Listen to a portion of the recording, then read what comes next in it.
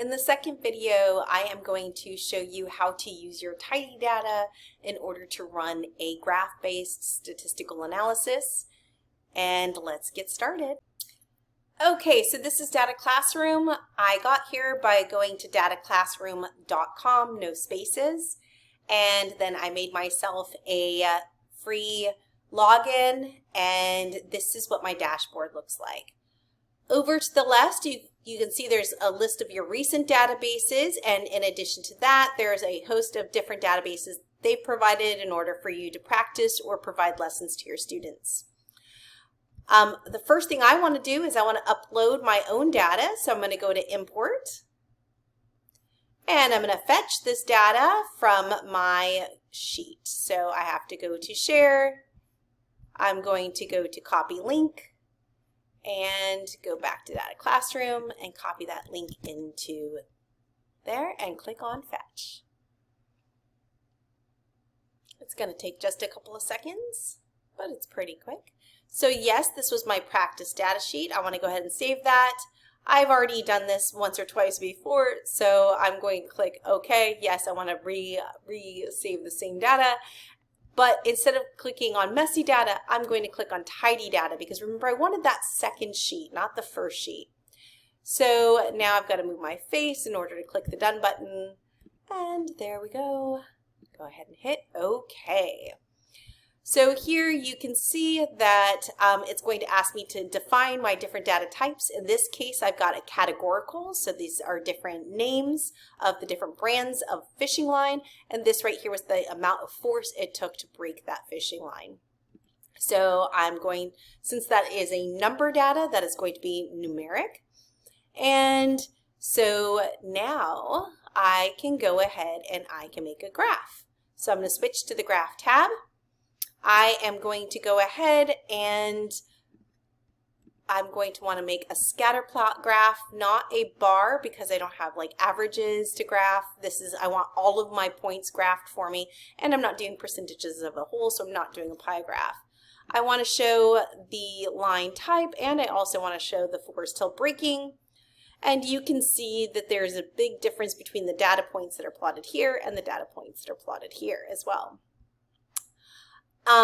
It says, do you want to set the jitter? So the jitter is just how far the points are from each other, so you can see all of the points. I'm not going to connect the dots with lines, but I do want to do my descriptive statistics. So this is a quick mean-based analysis where this is the average for this particular set of data, and the bars reflect the standard deviation. If I want to see those values, I just click on here, and I can go ahead and I can see the values that are being generated, but I want to put those values on my graph. And so now I can go ahead and take a picture of this entire thing. I'm going to hit copy. I can go back to my Google Sheet. I'm going to go to the first page. It's okay if this stuff is messy over here. And I'm going to paste that graph and the data right there into my Google Sheet. And so now that's ready for a lab report or a variety of different things. You can go into appearance, you can pick point types, you can use data emojis. Look, I just made them smiley faces. You can reverse the X and Y axis. You can change colors. There's a variety of different things that you can do. I'm not going to go into right now. But the next thing that I did want to review was how to then do a graph-based statistical analysis. If you go back to table, you're going to go to graph-driven test. I'm going to click on that and I'm going to hit start. And what's great about this program is it tells me what best test or statistical analysis for me to do with my particular data. I have more than 2 categories and I have a numeric outcome. So it says the best way for me to analyze my data is with an ANOVA test or an analysis of variance. And pretty much what this does is it looks at the different means and the standard deviations that determines how different the data is. I'm going to go ahead and hit calculate. Once again, I've got to move my face. I apologize. And it's going to run my statistical analysis for me.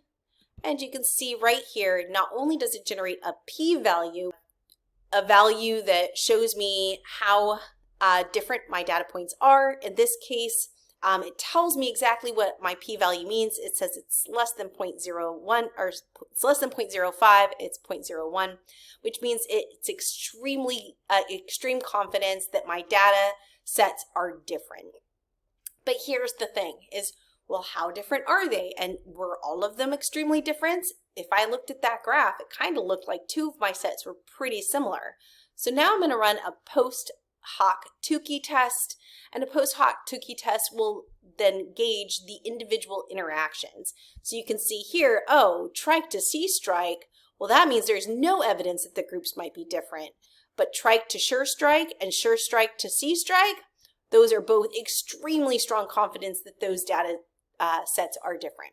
So from there, I can draw additional conclusions and include those as well in my lab report. I can go ahead and I can take a picture of that, and I'm going to then put that in here as well. And my statistical analysis is now included. I'm going to go ahead and widen my columns so that I can see everything. And I can now include this in my lab report or in my analysis. I hope this helps, and you all have a great day.